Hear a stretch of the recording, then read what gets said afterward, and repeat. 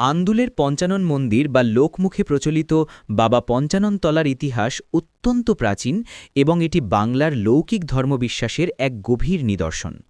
হাওড়া জেলার আন্দুল মৌরি অঞ্চলে শিবের এক বিশেষ রূপ হিসেবে পঞ্চানন বা পঞ্চানন্দ পূজিত হন। এই মন্দিরের ইতিহাসের প্রধান দিকগুলো নিচে দেওয়া হল। ১. লৌকিক দেবতা থেকে শিবের রূপ। আন্দুলের পঞ্চানন মূলত একজন লৌকিক দেবতা। প্রাচীনকালে বাংলার গ্রামগঞ্জে যখন কৃষিজীবী মানুষের প্রাধান্য ছিল, তখন তারা অপদেবতা বা অশুভ শক্তির হাত থেকে রক্ষা পেতে এবং সুস্বাস্থ্যের কামনায় পঞ্চানন ঠাকুরের পূজা করতেন। কালক্রমে এই দেবতা পৌরাণিক মহাদেব বা শিবের সঙ্গে একীভূত হয়ে যান। পঞ্চানন শব্দের অর্থ হল ৫টি আনন বা মুখ যার। ২. আন্দুল রাজবাড়ি ও জমিদারদের ভূমিকা। আন্দুলের ইতিহাসের সাথে আন্দুল রাজবাড়ি বা দত্ত চৌধুরী পরিবার এবং কুণ্ডু চৌধুরী পরিবারের নাম জড়িয়ে আছে। সপ্তদশ ও অষ্টাদশ শতাব্দীতে যখন আন্দুল একটি বর্ধিষ্ণু জনপদ হিসেবে গড়ে উঠছিল, তখন স্থানীয় জমিদাররা এই মন্দিরের রক্ষণাবেক্ষণ ও পূজার দায়িত্ব নিতেন। আন্দুলের মির্জাপুর বা কামরাঙ্গু এলাকার মন্দিরগুলো মূলত স্থানীয় সাধারণ মানুষের ভক্তির কেন্দ্র হলেও জমিদারদের অনুদানে এগুলি ইটের মন্দিরের রূপ পায়। ২. অলৌকিক মাহাত্ম্য ও বিশ্বাস।